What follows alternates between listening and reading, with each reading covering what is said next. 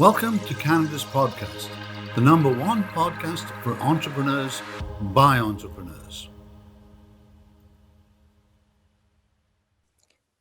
Bonjour, ici Sylvie Bougie, animatrice pour la division province du Québec du Canada's Podcast, un réseau d'entrepreneurs qui parle aux entrepreneurs. J'ai la chance moi-même d'être entrepreneur. J'ai fondé mon cabinet Vigie Services Juridiques et j'ai le plaisir d'animer ce podcast avec aussi Sandra 5 Mars qui est avec moi en charge de la province de Québec. Si l'entrevue vous intéresse aujourd'hui, sachez qu'il y en a plusieurs sur la plateforme. On vous invite à consulter la chaîne YouTube du Canada's Podcast. Il y en a en français, en anglais, plein d'entrepreneurs inspirants. Et en parlant d'entrepreneurs inspirants, j'ai donc la chance et le plaisir aujourd'hui d'être avec Monsieur Christian Genet, qui a parti en fait le groupe Sushi Taxi et maintenant son nouveau projet Bouddha Station, je vais l'avoir, Bouddha Station en fait, et non Station Bouddha.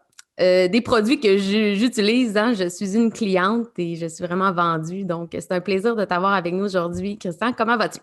Merci. Ben, mon énergie est bonne. C'est une bonne journée. En plus, un super soleil. Malgré toutes les épreuves que vivent les entrepreneurs ces temps-ci, je me sens quand même choyé tous les jours de manger 3 fois par jour, d'être en tout confort, entraîné de gens, entouré de gens que j'aime. Fait que le reste, ça va revenir, comme on dit. C'est bien ça. C'est vrai qu'il faut s'accrocher aux petites choses et aux petits plaisirs de la vie. Puis c'est vrai que le soleil, hein, ça donne de l'énergie. Puis j'imagine, toi, ayant été en plus, tu es dans le domaine, on s'entend, alimentaire, avec le confinement, la période qu'on vit actuellement, c'est pas évident, j'imagine. Comment ça va, toi, dans tes affaires actuellement? Ben, c'est très compliqué. La réponse, c'est ça.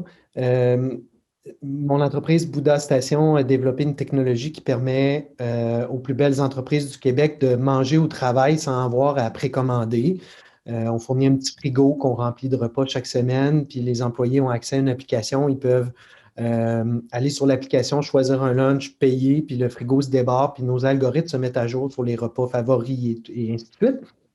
Et puis, en mars dernier, ça fait déjà 1 an presque, hein, on est en février, là, en mars dernier, mon entreprise avait connu une croissance de 340 dans la dernière année.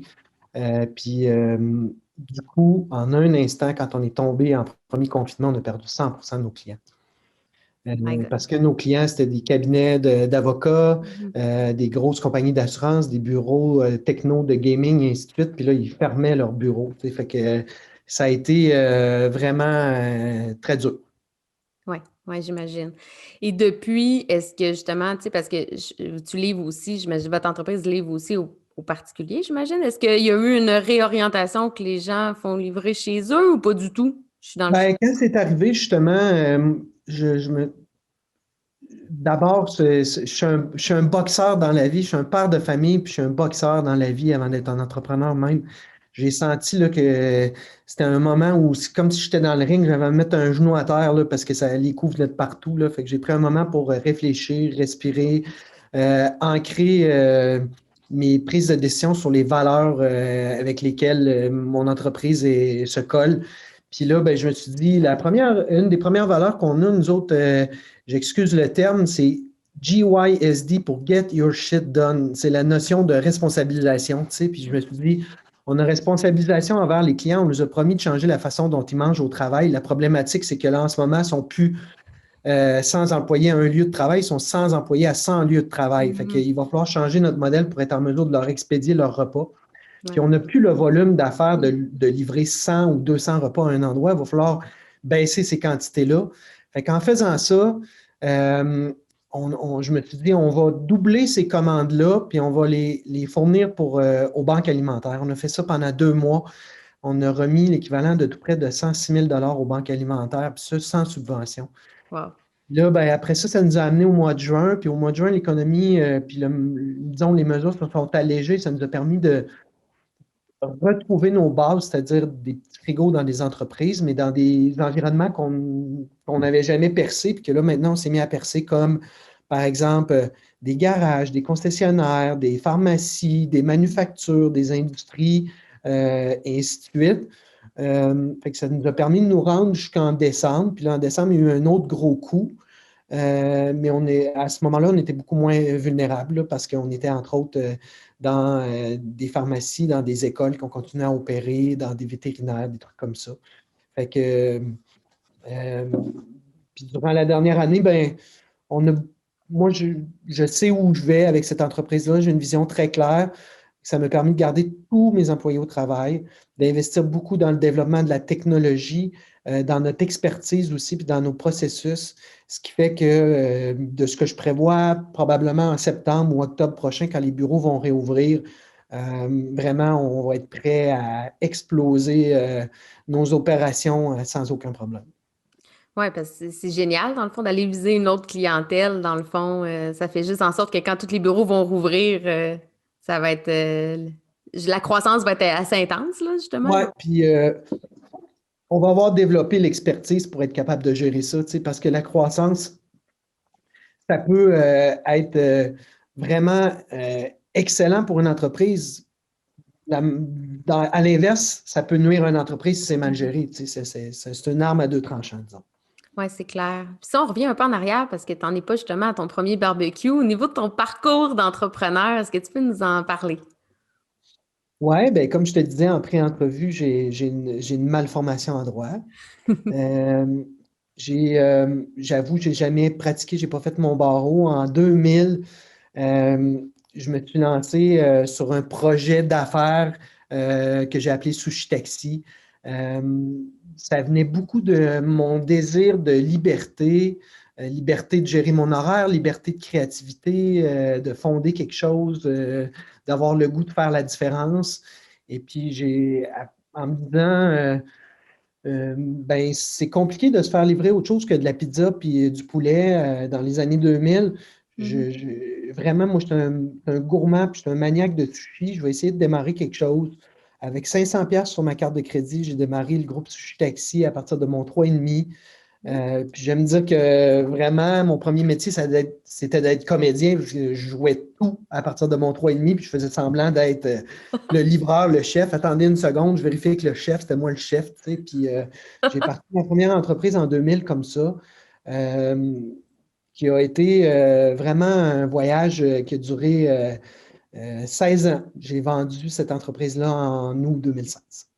OK. Puis c'est ça, quand tu as vendu 19 restaurants quand même, 350 employés environ, est-ce que c'était planifié, cette croissance-là, quand tu as parti ça dans ton 3,5 ou comment ça s'est passé, cette croissance-là?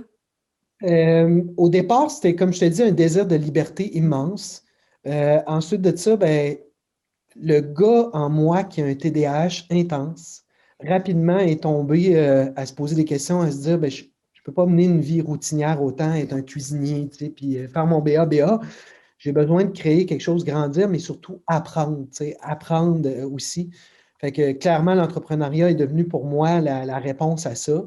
Et j'ai appris à devenir un entrepreneur durant ces 16 années-là, par essai, par erreur, en prenant des formations, en étudiant, en lisant à peu près tous les bouquins, en mangeant des claques à la gueule. Et puis, ça a été ça finalement. Puis j'ai voulu devenir un entrepreneur. J'ai rapidement compris que la croissance était nécessaire, tu sais, pour un entrepreneur. Comme un peu à boxe, c'est nécessaire d'être toujours en mouvement pour être le moins à risque possible. Une entreprise, c'est pareil, hein, la croissance, c'est quelque chose qui est nécessaire. Fait que dans le fond, tu es un peu de la philosophie qu'un entrepreneur qui avance pas recule. Ben, en fait, je suis de la philosophie définitivement que le statu quo puis le surplace est dangereux. OK. Parce que le marché, lui, évolue, hein. L'environnement dans lequel on navigue évolue. Nos idées, nos besoins, nos envies évoluent. La société évolue. C'est nécessaire que l'entreprise aussi évolue. C'est nécessaire. Ouais. Même à titre personnel, même pour les gens qui font les business, c'est nécessaire que ça évolue. Mhm. Je comprends que tu as t'as besoin d'avoir des défis. Est-ce que c'est ça qui a amené que tu as vendu finalement en 2016? Parce que ça semblait très à succès comme entreprise. Euh, Pas du tout, non. En janvier 2016, j'ai eu un accident d'hélicoptère, moi, très grave, puis j'ai failli perdre la vie. Euh, j'ai eu un crash d'hélicoptère en Éliski, dans le nord de l'Alberta, à 2800 mètres d'altitude. Puis, Vraiment, ça a été un moment où, en plus, c'était mon année de fête de 40 ans. Et là, ça a bouleversé toutes sortes de choses sur, justement, plein de questions qui se sont accélérées. Tu sais, c'est quoi pour moi synonyme du bonheur? C'est quoi mon rôle dans la vie? Puis finalement, je suis heureux à faire ce que je fais. Je fais-tu une différence? Ces gens-là vont-tu me manquer? Je suis encore le gars de la situation, et ainsi de suite. Puis je me suis rendu compte, pour faire une histoire courte, que moi, j'allais au bureau tous les matins puis j'avais le goût de vomir. Oh, Fait que moi, j'étais un gars, moi, qui avait beaucoup fondé cette entreprise-là sur des vieux réflexes, sur des réflexes dans lesquels j'avais baigné pendant 4 ans euh, comme employé, qui étaient des mauvais réflexes qui m'avaient amené à être un mauvais patron, puis qui avaient fait en sorte que j'avais jamais réussi à tisser un lien de confiance sincère avec mes employés, à avoir une équipe de direction qui épousait mes valeurs parce que ces valeurs-là avaient beaucoup évolué aussi. Fait que tout ça, ça amenait un malaise. J'ai l'impression de mettre un masque au travail à tous les matins, de ne pas être la même personne dans ma vie personnelle que professionnelle.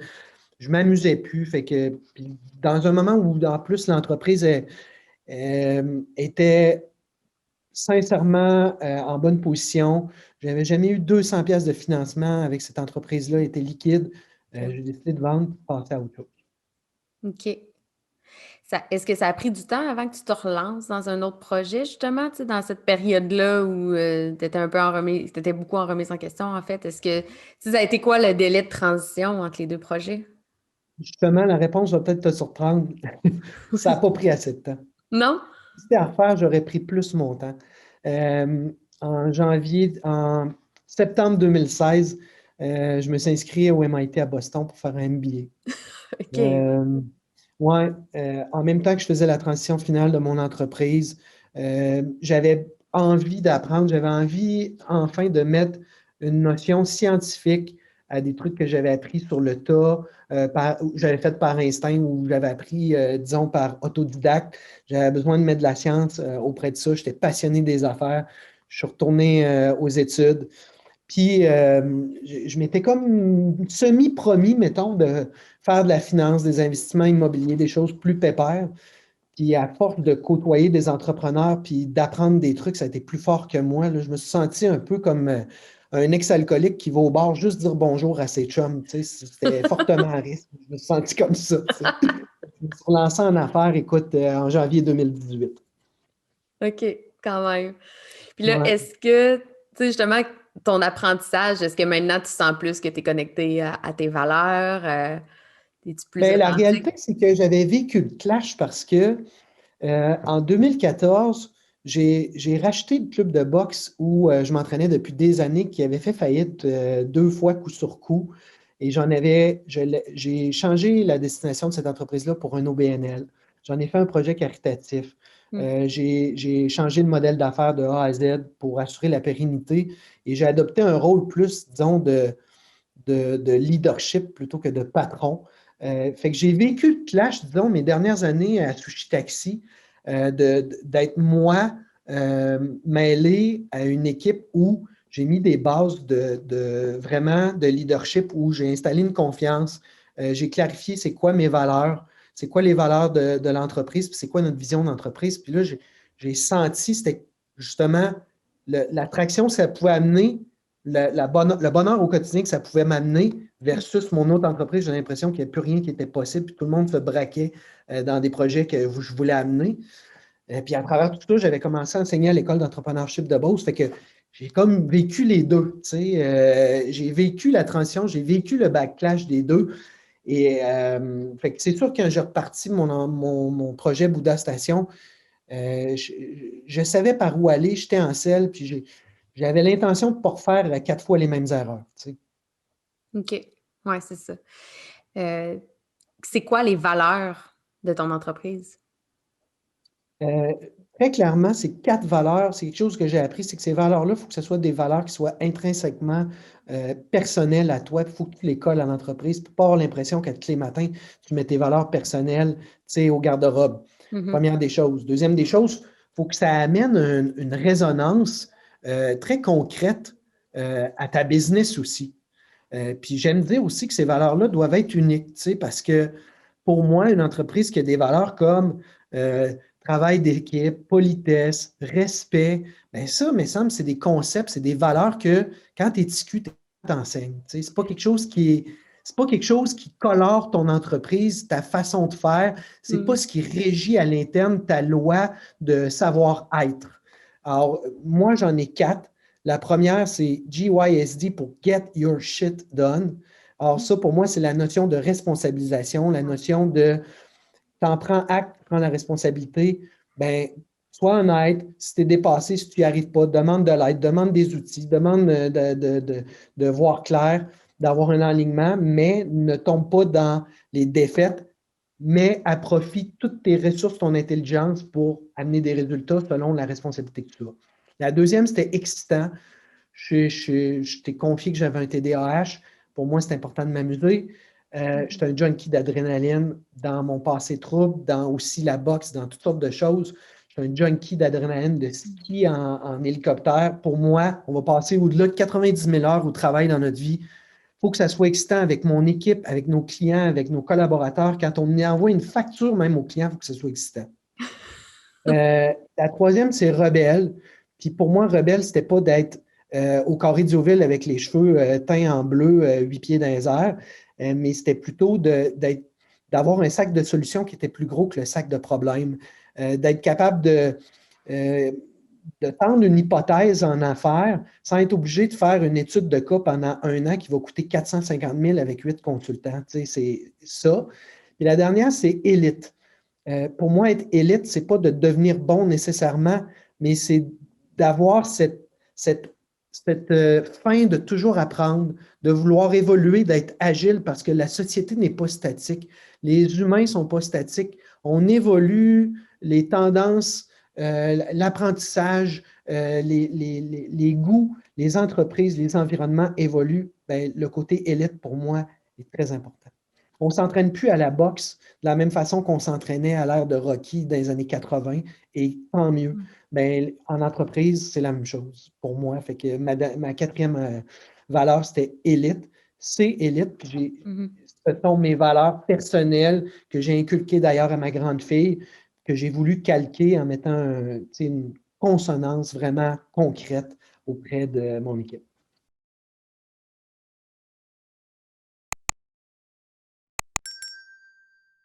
Comment tu fais pour t'assurer justement de garder le cap sur ces valeurs-là, puis t'assurer que ton équipe soit alignée avec elles, puis tu sais, justement pas faire le même un peu, pas erreur, mais tu sais, l'apprentissage que tout d'un coup tu te réveilles dans 10 ans puis ton entreprise ne représente plus ces valeurs-là. Comment tu fais pour garder ce cap-là? Bien, à mon sens, c'est à propos de créer une culture d'entreprise. Tu peux créer une culture, la culture japonaise, pour moi, tu sais, c'est les valeurs japonaises, c'est la politesse extrême, c'est l'hygiène extrême, c'est les gens qui sont méticuleux, c'est le bouddhisme, c'est le langage japonais, c'est la calligraphie kanji, et ainsi de suite. La culture d'une entreprise, c'est à propos des rituels. Quels sont les rituels que tu vas créer dans cette entreprise-là? C'est important pour moi, j'ai créé des rituels. Quel est le langage propice à cette entreprise-là? Parce qu'une culture doit avoir un langage propice. Tu sais, dans la culture chrétienne, ils ont un langage. Les sacrements, le baptême, le calice, et ainsi de suite. Mais même chose dans une entreprise, il doit avoir un langage spécifique à ça. Puis l'autre chose ensuite de ça, c'est les valeurs. Bien, ces valeurs-là doivent être quelque chose comme un code de loi. Et quand tu as à prendre une décision, quand tu as à embaucher un employé, quand tu as à remettre en question un partenariat, quand tu as à prendre un alignement par rapport à un client, quand tu as à prendre une décision par rapport à la destinée, par exemple, du service à la clientèle ou peu importe, ça, pour moi, ça doit se vivre au quotidien. Oui. C'est pas quelque chose qu'on écrit sur le mur pour faire cute à l'entrée d'un bureau. C'est quelque chose qui doit être formé dès le départ auprès des nouveaux employés, puis qui doit être utilisé à chaque jour. Oui. Mais je trouve ça quand même difficile. Tu sais, moi-même, là, j'en ai des valeurs pour mon cabinet, puis c'est dur, je trouve, des fois, de s'y ramener ou de ramener que c'est ce point-là qui est en lien avec les valeurs. Mais je trouve ça intéressant ce que tu dis au niveau du langage. Je pense que ça, c'est quelque chose que je vais mettre en application parce que je trouve ça intéressant s'il y a des mots, tu sais, des nouveaux mots associés à ça, on est capable de s'y référer, puis on le sait à quoi on parle, à quoi on fait référence, là. Tu sais, avec ta gang de chums, là, tu as un langage spécifique qui est probablement autour d'un verre, là. S'il y a un inconnu qui se joint à vous, il y a des trucs qu'il ne va pas piger. Dans une entreprise qui a une culture spécifique, c'est nécessaire. Ça fait que ces gens-là se sentent uniques, puis ça donne un sentiment d'appartenir à une tribu qui est unique. C'est important. Ouais. Non, Mais, tu sais, pour les valeurs, là, tu me confiais ça auprès de ton entreprise. Je vais t'en donner des exemples, OK? Euh, Par exemple, euh, William, qui gère l'expédition chez nous, euh, a un sous-traitant qui s'occupe de l'expédition dans la région de Montréal, avec qui il y a un contact humain qui est vraiment top. Mais au niveau de la performance, on n'a pas, on n'a pas des bons scores. Tu sais. Puis là, il y a de la misère à prendre la décision parce qu'il est biaisé, tu sais, avec sa relation humaine. Puis là, je le ramène à dire, Will, c'est quoi nos 4 valeurs? Quand on a créé un partenariat avec eux, on a clarifié ces 4 valeurs-là. Dis-moi à quel niveau cette personne-là est élite. Dis-moi à quel niveau il est get your shit done. Quand il y a quelque chose qui est irritant, qu'est-ce qui arrive? C'est directement en lien avec ça. Est-ce que tu as avisé ça? Oui. Est-ce qu'il s'est ajusté? Non. C'est à toi de prendre la décision. Dans un autre sphère, au club de boxe dont je suis le mentor, François Duguay, qui est le directeur technique qui entraîne tous les professionnels à la boxe chez nous, se ramasse devant une décision à prendre de dire il y a un boxeur qui n'a plus son certificat médical pour être en mesure de boxer au Québec parce que les médecins ne veulent pas y donner. OK. Il s'est fait offrir un combat au Nouveau-Brunswick pour 50 000 US et il veut y aller. Est-ce que j'y vais ou pas? Il me pose la question. J'ai dit, François, on a 4 valeurs au travail. Une de celles-ci, c'est get your shit done. Tu es le directeur technique de boxe. C'est quoi ta responsabilité première? La santé et la sécurité des boxeurs. Est-ce que c'est safe pour David d'aller boxer au Nouveau-Brunswick? Pourquoi il n'a plus son certificat médical? OK, c'est plus safe, mais Christian, si je n'y vais pas, il va y aller quand même. Il va se faire checker par quelqu'un qui n'est pas un professionnel. OK, mais François, tu sais quoi? Tu dois aviser ça avec cet angle-là, avec David, puis prendre ta décision en te calquant sur nos valeurs, à savoir le worst case scénario. Si ça ne va pas comme tu veux, toi, tu vas te sentir comment par rapport à ça? Fait que, à tous les jours, ça arrive dans une entreprise, ça. Tous les jours. Tous les jours. Je parlais ce matin à notre chef exécutive qui crée les repas, puis ensuite à Bouddha Station, puis qui les donne en sous-traitance à toutes sortes de collaborateurs qui les produisent pour nous sur l'enlignement d'une recette. Puis je disais, Tan, honnêtement, c'est beau, la qualité est là, mais le facteur excitant n'est pas là. Il manque ça. Ben, voilà, à tous les jours, à tous les jours. De s'y ramener, de s'y coller vraiment à soi. C'est très intéressant. Tu as parlé tout à l'heure que tu donnais des cours, entre autres à l'école d'entrepreneurship de Beauce. C'est quoi un peu, c'est quoi l'axe que tu abordes avec eux? C'est quoi ton message? J'ai été au départ approché à raconter mon parcours. Mon parcours était beaucoup axé justement sur comment j'ai eu une adolescence, disons, turbulente. J'ai trempé dans un milieu interlope pendant 4 ans.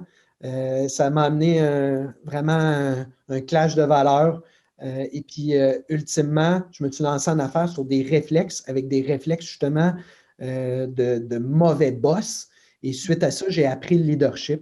Fait que ça m'a amené à raconter mon parcours avec des exemples très concrets de comment être un mauvais patron, puis pouvoir passer de mauvais patron à leader bienveillant et à développer une expertise sur le leadership, sur la formation au leadership. Fait que j'ai développé une conférence qu'on appelle 12 rondes de leadership pour mettre KO le boss en toi.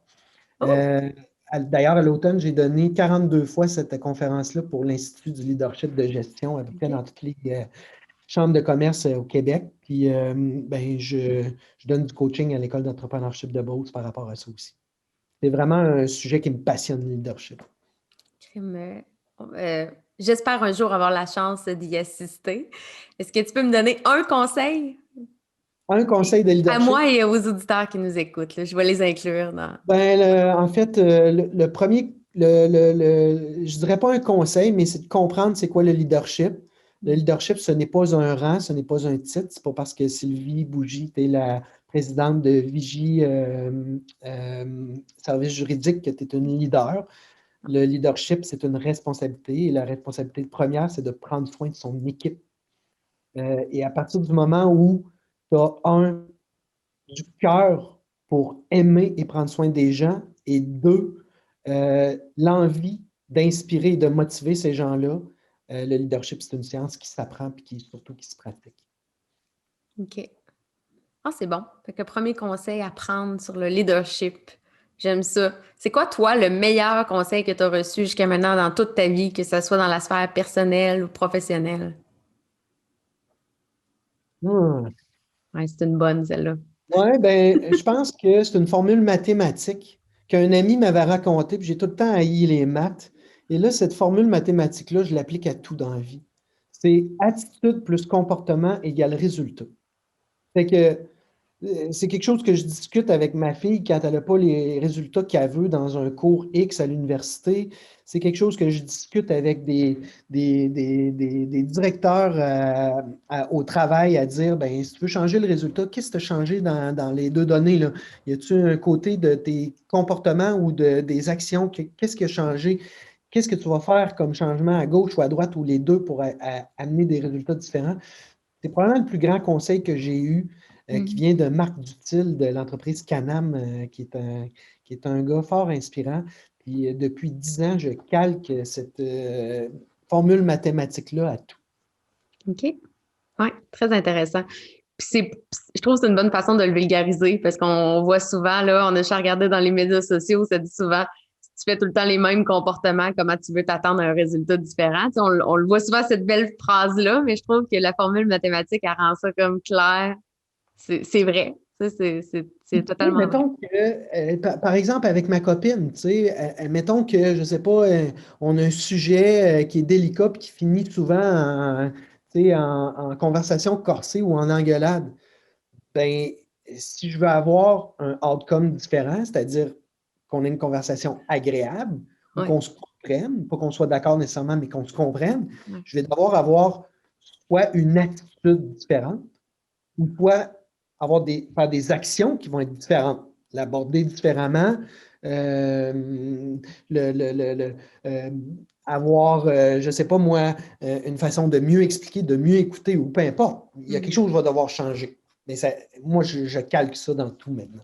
Ouais, c'est bon. Tu as parlé un peu justement conjointe, enfant, fille, boxe. As-tu de la misère? Arrives-tu à concilier bien travail-famille? Tu es un gars d'adrénaline, d'action. Là, je te sens. Tu dois être très travaillant là, de mon feeling que j'ai de toi. Mais es-tu capable justement de trouver un bel équilibre entre vie personnelle et vie de travail? Ben, je vais te renvoyer la question. Ça se peut-tu? Non, mais En dans le sens que, fait, euh, ça se premièrement, peut. Ça se peut, by the way. Hein. Moi, j'ai interviewé beaucoup d'entrepreneurs pour dire que ça va avec l'âge. Plus les gens sont ouais, expérimentés, plus ils disent ben, que ça se peut. la réponse, c'est que c'est un combat constant. C'est un équilibre qui est fragile puis qui doit être réajusté constamment. Ça, c'est ma réponse. Puis, Mhm. j'exagère, mais pour moi, là, être un bon leader, ça commence par soi-même, prendre soin de soi. Un Mhm. peu comme en avion, tu sais, avant d'aider quelqu'un, s'il y a une dépressurisation de la cabine, c'est ton masque à oxygène en premier. Tu sais. Mhm. Ben, pour être un bon leader, il faut prendre soin de soi, être à son meilleur mentalement, psychologiquement, physiquement, avant de vouloir être le champion du monde et aider tout le monde. Envoyer un message justement où tu es une personne équilibrée et saine. Ben, oui, j'ai une routine où justement je m'entraîne 5 à 6 jours semaine. Pour moi, c'est ma façon de mettre mon cerveau de gars mêlé, vraiment focusé, de prendre le contrôle sur mon intelligence émotive. Euh, je, je, ça m'amène à bien manger, à boire moins d'alcool et ainsi de suite. Euh, je suis un père monoparental depuis 20 ans et puis ça a toujours été et ça le sera toujours mon rôle de père en premier, peu importe ce qui arrive. Fait qu'à travers tout ça, j'essaie de broder un horaire qui Bon, là, c'est sûr, après 20 ans, c'est autre chose, mais quand ma fille avait 7, 8, 9 ans, c'était un défi qui était pas mal haut, là, d'être présent puis Ouais. de nouer des liens. Fait que, mais je te dirais que c'est très important pour moi, mais c'est un équilibre qui est fragile puis en constante réalignement. Oui, oui, oui. C'est clair. Mais ça, c'est clair, tu as tout à fait raison et je pense que ça dépend des périodes de vie aussi. Donc, pour t'aider à Exact. décrocher, je comprends que c'est vraiment le sport. Est-ce que tu lis? Est-ce que tu médites? Est-ce qu'il y a d'autres choses que tu fais pour décrocher? Des sudoku? Euh, ben pour moi, c'est nécessaire. Tous les matins, j'ai une routine que j'appelle un 10 Mindful Minutes. Il y en a qui appellent ça vraiment de la visualisation. Il y en a d'autres qui Mhm. appellent ça de la méditation. Moi, c'est quelque chose qui me permet de me centrer au début de ma journée avant même de prendre mon café pour calmer mon cerveau, gérer les émotions que je vais rencontrer durant la journée, peut-être les trous, les barrières, les surprises que je vais avoir, de quelle façon je vais être en mesure d'accepter ces émotions-là puis de les gérer, tu sais. Fait que ça, c'est quelque chose pour moi qui me garde très centré, qui est nécessaire. Faire du sport aussi, c'est nécessaire pour moi parce que c'est au-delà d'être en forme, de jouer, c'est aussi la chose qui met mon cerveau calme, l'espèce de petit hamster qui tourne tout le temps, là, ça me met à off. Euh, puis, j'avoue, en toute confidence, là, on est juste toi puis moi, de toute façon, là, euh, prendre un bain avec un gin tonic et un livre, c'est quelque chose aussi qui est pour moi très, très relaxant. OK. Ah, mais c'est clair, là. Puis est-ce que tu lis, tantôt tu parlais des livres d'affaires, mais est-ce que c'est quoi, mettons, tes autres types de livres? Est-ce que c'est toujours là-dessus ou tu lis des livres de filles dans ton bain, là? C'est quoi que tu lis? Hey, moi, j'aime les affaires tordues, là, genre euh, le livre de Dirt, la biographie de Motley Crue. Alors, des affaires comme ça, là, vraiment, ça m'amène ailleurs, ça me fait décrocher, puis à chaque page, c'est comme, hein, ça n'a pas de bon sens, tu sais, que je me sens ailleurs, puis que j'en reviens pas. Ça, j'avoue que c'est un plaisir coupable, j'adore ça. OK. C'est bon, ça. Fait que pour le mot de la fin, c'est quoi un peu tes prochains objectifs, là? Est-ce que c'est de focusser, justement, tu parlais beaucoup tantôt d'applications intelligentes. Est-ce que, tu sais, c'est quoi, bref, tes prochains projets, là? La dernière année, comme je te disais, ça va faire un an, là, pareil, cette Ouais. crise-là, en mars. Euh, à travers toute cette crise-là, on a investi massivement en techno. Non seulement j'ai gardé tous mes employés, mais l'équipe a grandi. Et même, on a déménagé mon entreprise dans un siège social. Mon entreprise avait tellement grandi qu'on avait l'expédition à un endroit, l'entreposage à l'autre et même les bureaux à l'autre. Fait que, Mm. à travers toute cette crise-là, on a même construit un siège social. Wow. Ben là, imagine-toi qu'il va falloir rajouter euh, des annexes à ça, comme justement, on t'a peaufiné un laboratoire photo et ainsi de suite. Puis, on est à mettre de l'intelligence artificielle sur justement notre application qui contrôle justement le paiement puis les inventaires sur notre petit frigo. Fait que dans l'année à venir, là, c'est ça. Mais surtout, on espère le déconfinement pour être en mesure de prendre d'assaut le marché des bureaux là, dès que ça va nous permettre de réouvrir. Parce qu'on est en retard sur notre plan, on voulait être en Ontario. S'il n'y avait pas eu la crise, on serait en Ontario déjà. Ouais. Ouais. Mais quand même, chapeau pour tout ce qui s'est passé dans cette quand même année de crise-là, là. Bravo.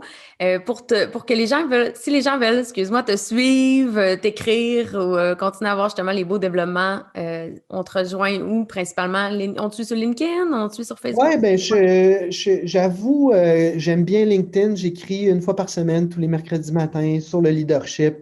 J'aime interagir avec les gens. Fait que si vous m'avez entendu sur ce podcast-là, venez me dire bonjour, envoyez un petit message. T'as entendu avec Sylvie, blablabla, ça me ferait vraiment plaisir. Puis Super. j'aime débattre de sujets entourant le leadership, j'adore ça. Bon, mais c'est une invitation aux auditeurs. Merci, c'était vraiment intéressant. J'ai plein de notes mentales que je vais mettre en pratique, puis je vais t'écrire pour te faire suivre ça aussi. Donc, merci. Donc, les auditeurs, c'est l'invitation aussi. Donc, d'écrire à notre cher Christian aujourd'hui. Et aussi, comme je disais au début d'émission, n'hésitez pas à nous suivre vraiment là, et écouter les capsules. Là. Ça nous fait toujours plaisir et aussi de commenter nos capsules. On fait ça pour vous. On fait ça, moi aussi pour moi. J'aime apprendre là, des échanges, mais on fait ça aussi pour vous. Donc, merci beaucoup. À la prochaine. Merci encore, Christian. Ou bon matin, ou si vous marchez, bonne marche.